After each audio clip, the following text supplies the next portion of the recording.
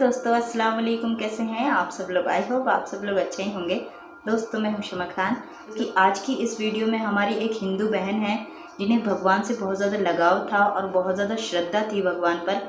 वो उनकी रात दिन पूजा किया करती थी, यहाँ तक कि उन्होंने अपना सर भी भगवान के चरणों में अर्पण करने का फैसला कर लिया था। लेकिन उनके साथ ऐसा क्या हुआ कि उनकी भगवान से श्रद्धा ही ख़त्म हो गई। उन्होंने सिर्फ भगवान को एक पत्थर की मूर्ति बताया। तो मैं चाहती हूँ कि आप इस वीडियो को हो सके तो पूरी देखिएगा। तो चलिए दोस्तों, वीडियो को शुरू करते हैं। मैं भैया पंडित घराने से हूँ और मेरे पापा हमारे जन्म से ही बहुत पूजा पाठ होता है और इतना होता है कि हमारे घर में पूजा पाठ से इतना खाना आ जाता था पड़ोसी में से कि हम अब खाना भी नहीं बनाते थे। ब्राह्मण है? हाँ, ब्राह्मण फैमिली से। ब्राह्मण फैमिली से। और जब त्योहार होते थे तो खाना बनाने की हमें ज़रूरत नहीं पड़ती थी। कर्म कांड करने जाते होंगे? हाँ, कर्म कांड करने जाते थे और खाना हमारे घर इतना आता था कि हमारे पड़ोसी भी खाते थे। तो जैसे मैंने अपने पापा के घर में देखा पूजा पाठ होता है तो मैं भी उसी में ढल गई। उसमें ढलते ढलते मैं 12-13 साल की जो हुई ना, तो मेरी जो पूजा थी पाठ थी इतनी बढ़ गई भक्ति। मैंने सोचा अगर जितना मेरे पापा करते हैं मैं उससे ज़्यादा करूँगी। मुझे संसार से ऐसा हो गया था कि संसार अच्छा नहीं, अब प्रभु ही सब कुछ है। तो नवरात्रे होते वो पूरे रखती, कभी लोम के जोड़े से रखती, हफ्ते में 4 व्रत रखती। और 4 व्रत रखने के बाद भी मेरे भैया पंडित थे, कह रहे थे तेरे ऊपर शुक्र भारी, शनिचर भारी, बृहस्पति भारी। ठीक है, सब करती। ज्योतिष भी करते थे? हाँ, ज्योतिष विद्या भी थे वो, सबके घर जाते थे। उसके बाद मैंने क्या करा, काफ़ी समय के बाद अपने घर में कुंड बना लिया एक, मैं उसी में हवन करती थी। नहीं, उन्हें कैसे पता चला कि ये सारी चीजें आप पर भारी है? पंडित थे ना, वो खुद ही बताते थे, क्या औरों को भी बताते थे तेरे पर शुक्र है, तेरे पर शनिवार है। नहीं, मतलब आपके जीवन में कष्ट चल रहा था, कोई प्रॉब्लम चल रही थी, इसलिए कि अपने आप से ही बोल दिया? नहीं, थोड़ा था मेरे जीवन में। अच्छा, ठीक है। परेशानी थी मेरे जीवन में, तब वो बताते थे कि ऐसा ऐसा कर लेना। नहीं, ठीक है। मैंने घर में एक हवन बनाया और उसमें ही हवन जो भी होता था हवन सामग्री छोड़ दी थी उसमें। उसके बाद ऐसे ही चलता रहा। तो मैंने सोचा कि मैं मंदिर में जाके मैंने देखा, टीवी में देखा कि गर्दन काट के चढ़ा देते हैं तो परमेश्वर खुश हो जाते हैं। अच्छा, तो मैंने सोचा मतलब वो ईश्वर खुश हो जाते हैं जिनकी आप उपासना करते हैं? हाँ, उपासना करते हैं। तो नवरात्रे का समय था, मैंने बहुत बड़ी संडासी ली एक। अच्छा। और उसे छिपा के अपने साथ में रख के ले गई मैं मंदिर में। तो मैंने कहा यहाँ पे अगर कोई नहीं होगा तब मैं अपनी गर्दन काट के अपनी गर्दन काट के आप चढ़ाने वाले? हाँ, अपनी गर्दन काट के मैं चढ़ाने वाली थी। मैं सारा दिन वहीं बैठी रही कि ये सब हटे, क्योंकि ऐसे गर्दन काट के चढ़ाना आत्महत्या है ना, ये भी पता था आत्महत्या है। पर मैं सोचती मैं प्रभु को खुश हासिल क्या करना चाहते थे वो गर्दन काट के अपनी चढ़ाने? हासिल में ये करना चाहती प्रभु खुश हो, मेरे से बातें करें। कौन सा प्रभु?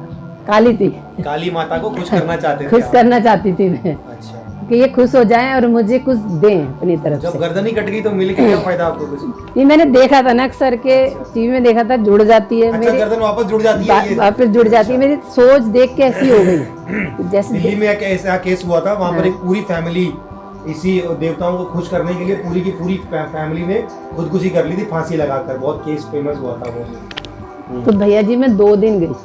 2 दिन जाने के बाद वहाँ भीड़ कम नहीं हुई। फिर मेरा माइंड बदल गया, मैं फिर गई नहीं। मैं कि 2 दिन से भीड़, अब मैंने नहीं जाना वहाँ पर। मेरी सोच बदल गई। सोच बदलने के बाद काफ़ी समय के बाद मेरी शादी हो जाती है। उसके बाद मैंने हनुमान चालीसा करा। अच्छा। हनुमान चालीसा करा, नीचे लेटना, उबला हुआ खाना खाना, किसी के घर नहीं जाना। और उससे पहले मैं मेहंदीपुर होके आई।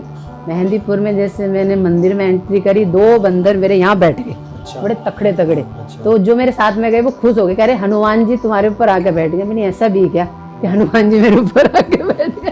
तो ये भी अच्छी खुशखबरी की बात है। उसके बाद मैं घर आ गई। घर आने के बाद 40 दिन के बाद मैंने हनुमान चालीसा करने के बाद मेरे 8-10 बोतलें लगी। क्या? वो कमजोरी बीट में ग्लूकोज की इतनी कमजोरी हो गई। मैंने सोचा ये तो बड़ी बेकार बात। एक तो मैं इन्हें मनाने में लग रही हूँ। नहीं, मतलब आपने उपवास किए थे? हाँ, उपवास 40 दिन के। 40 दिन उपवास किए, उन्हें मनाने के लिए, खुद प्रसन्न करने के लिए मैंने किया, उसके बाद मेरे ही 8-10 बोतलें लग गई और मैं बिल्कुल खाट से एक बात आपको बताना चाहता हूँ कि जब मैं प्रभु पर नया विश्वास किया था, मैंने नया विश्वासी था मैं, तब मुझे पता चला उपवास के बारे में, और मैंने दिन रात के 11 उपवास रखे थे। रात को खाना नहीं खाना, दिन को भी नहीं खाना, रात को भी नहीं खाना, दिन रात के 11 उपवास रखे थे। और उपवासों के साथ ही साथ मैं काम पर भी जाता था, घर भी आता था, और एक पैसे की कमजोरी मेरे ऊपर नहीं आई। ये परमेश्वर की सामर्थ है ना। लेकिन आपको वो सामर्थ नहीं मिली जब आपने हनुमान के लिए उपवास, हनुमान के लिए किया। उसके बाद शादी होने के बाद मैंने सोचा ये ऐसे खुश नहीं होंगे। दीपक में जोत रख के जलाते हैं, हाँ। तो मैं अपने हाथ पे जलाती थी। अच्छा। हाँ, मेरा हाथ जलता था, मैं कि जलने दो, खुश हो, ये खुश हो किसी तरह से। मैं तस्वीर को लेकर रोती थी, सारी तस्वीर धुल जाती थी, ना तो आवाज़ आती थी इसमें से। देखने में तो बहुत सुंदर लगती थी, उसकी आँख भी है, नाक भी है, मैं कि कुछ तो बोलेगी, कुछ तो कुछ देगी। बड़ी भूख थी मेरे अंदर से, मैं प्रभु मिले, मुझे आवाज़ आए, अगर ईश्वर है, हम हैं तो ईश्वर भी होगा, है। ढूंढते ढूंढते ढूंढते कुछ हासिल नहीं हुआ। उसके बाद ऐसा हुआ कि मेरा जो मुझे ना इन्फेक्शन हो गया, मेरे बच्चेदानी में इन्फेक्शन हो गया। अचानक से मुझे वीकनेस आने लगी। तक आपकी एज कितनी थी? मेरी एज थी कम से कम 20 साल, 18-20 साल, 16 साल की तो मेरी शादी हो गई थी। 16 साल की मेरे पापा ने शादी कर दी थी। 16 साल के बाद 6-7 साल के बाद ये सब काम करने के बाद ये मुझे परेशानी हो गई। भक्ति करने के बाद इतनी भक्ति करी, मेरी भक्ति को देख के पापा कहते थे इसे ना वाइट कपड़े पहनाओ और मंदिर में बिठा। मैं मंदिर धो के आती थी सुबह 4 बजे, जाती अंधेरे मंदिर धोया वहाँ पे और आ जाती थी। अब चला पापा को पता, पापा बोले ऐसे करो, इसे वहीं बिठाओ कपड़े वाइट पहना के। ये तो हमसे भी आगे निकल गई। तो मैं मंदिर धोने गई एक दिन ना, तो एक इतना बड़ा सांप ऊपर से नीचे गिरा। तो मतलब हाँ, असली सांप में दिलेर भी बहुत थी। मैंने ना उसे वो मूर्तियों के पीछे चला गया। मैंने सोचा मूर्ति हटा के देखो है क्या यहाँ वाकई में। तो वो कह रहे अरे तुझे शंकर भगवान के दर्शन हो गए, सांप गिर गया तो बंधन में हनुमान और सांप में शंकर भगवान। तो मैं पता नहीं मूर्ति हटा के देखा मैंने, मैं कि यहाँ तो कुछ भी नहीं है। डरती नहीं थी मैं शुरू से। और हमारे घर में मेरी जो भाभी की बहन थी, उनके ऊपर जिन्न आता था। जिन्न आता था तो मैं ना उन्हें पकड़ के, मेरी कहाँ गुजारा तू, छोड़ती नहीं थी, पूरी ताकत लगाता था जिन्न। मैं भी उसे छोड़ती नहीं, मैं भी जिद्दी थी, मैं कि तू इसे लेके नहीं जा सकता। जबकि मैं प्रभु को नहीं जानती थी, फिर भी इतनी वो रखती थी, मैं ले नहीं जा। कोई नहीं सोता था, डर के मारी भी नहीं, भाभी भी नहीं सोती थी। मैं सूंगी, देख बोला इसे कैसे परेशान करेगा ये। उसके बाद जब शादी होने के बाद मेरे गर्भ से में घाव हो गए। धीरे धीरे मैं पतंजलि से दवाई लाई। वहाँ हमारे बिजनौर के साइड में भंडावर है, वहाँ से दवाई ली, गांव की दवाई ली, पतंजलि से दवाई लाई, काशीपुर से दवाई ली, बिजनौर से दवाई ली, सब जगह से दवाई खाई मैंने। पर डॉक्टर ने ये कहा था कि ये आप कंटिन्यू दवाई तो खाते रहोगे पर आप ठीक नहीं हो। हाँ, और आप मेरा ब्लड बनना बंद हो गया। और मुझे इतनी सारी बीमारी लग गई थी कि मैं सूख गई थी सारी। डॉक्टर कहता था किस चीज़ की दवाई दे मैं हम तुम्हें। अब डॉक्टर गोली तो दे सकता है ना, इस हम बता रहे हैं इसकी ये गोली, इसकी ये गोली। इतना बड़ा बैग मेरा पूरा फुल। एक घंटे के बाद दुनिया खाती थी खाना, मैं खाती थी दवाई। और मेरी कंडीशन इतनी खराब हो गई थी कि मुझसे चलना भारी हो गया। इन सारी दवाई खा के। और मेरे बच्चे छोटे थे, मुझसे 5 मिनट नहीं बैठा जाता था कि मैं अपने बच्चों को खाना बना के भी खिला दूं। मैं अंदर से रोती थी, मैं कि बता मेरे बच्चे छोटे कौन करके खिला देंगे। ऐसे चलता रहा। और जब डॉक्टर ने कहा कि अगर हम आपका ऑपरेशन भी करेंगे ना, तो पहले आपके ब्लड चढ़ेगा और उसके बाद ऑपरेशन होगा, उसकी भी हम गारंटी नहीं लेंगे। तो मुझे मुल्लों के पास लेके गए, पंडित और भी हमसे बड़े पंडित थे, उनके पास लेके गए। यह चैती के लिए प्रसाद बोल दिया, जहार दीवान का प्रसाद बोल दिया। नहीं, जितने भी मुल्ला मौलवी पंडित जितने भगवान थे सबके पास लेके गए। ऐसा कोई नहीं छोड़ा जहाँ लेके नहीं गए। पर उधर से मुझे कुछ नहीं मिल रहा था। मेरी सेहत और ज़्यादा और डाउन।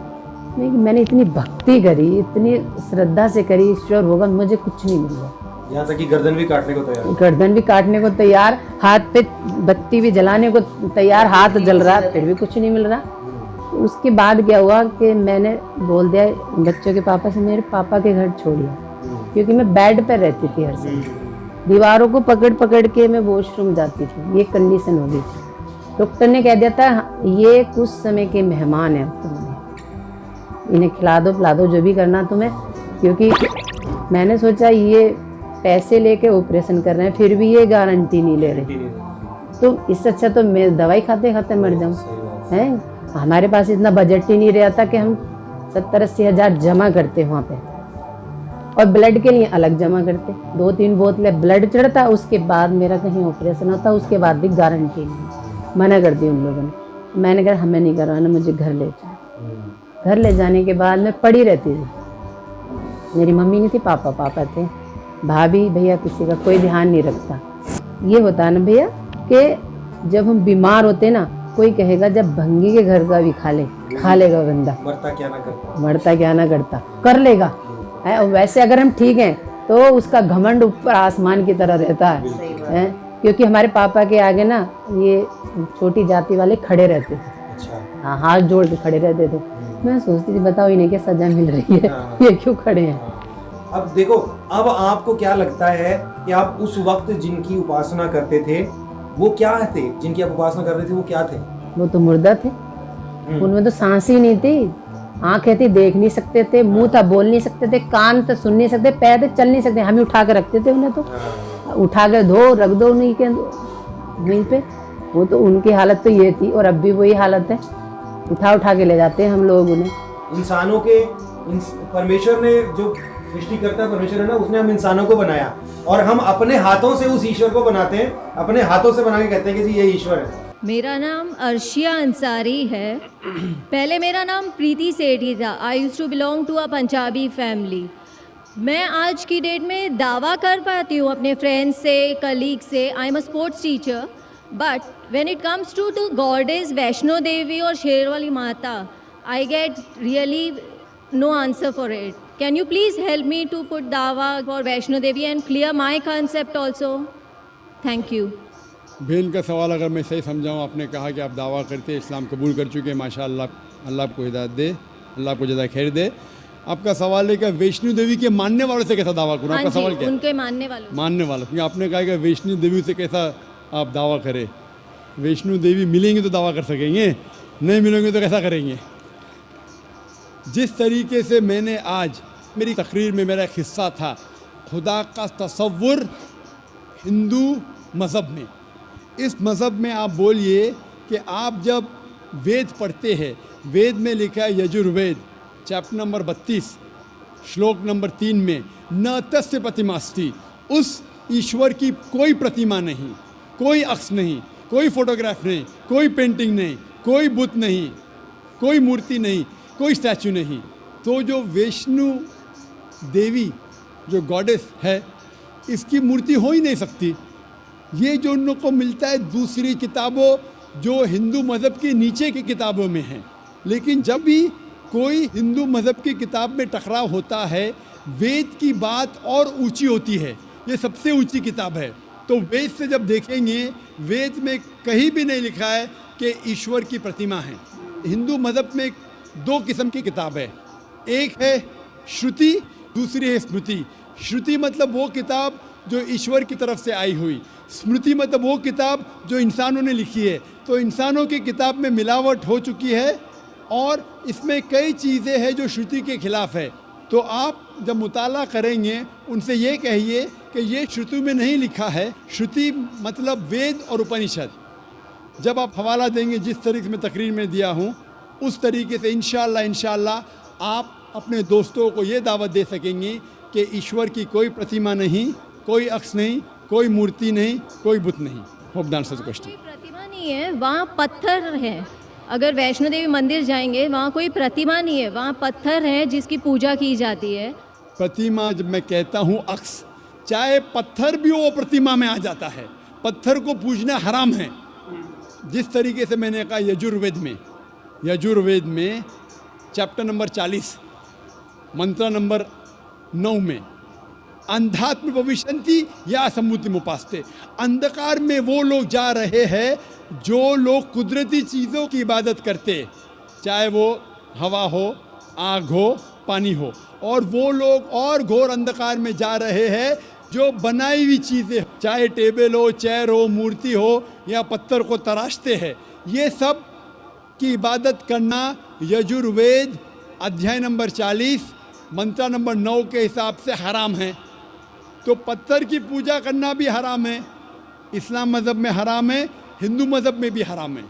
चाहे आप उसको तराशो या मत तराशो, इबादत सिर्फ करना चाहिए खुदा की, और उस खुदा का कोई अक्स नहीं, और आप उस खुदा को देख नहीं सकते इस दुनिया में, अपनी आँखों से उस खुदा को देख ही नहीं सकते।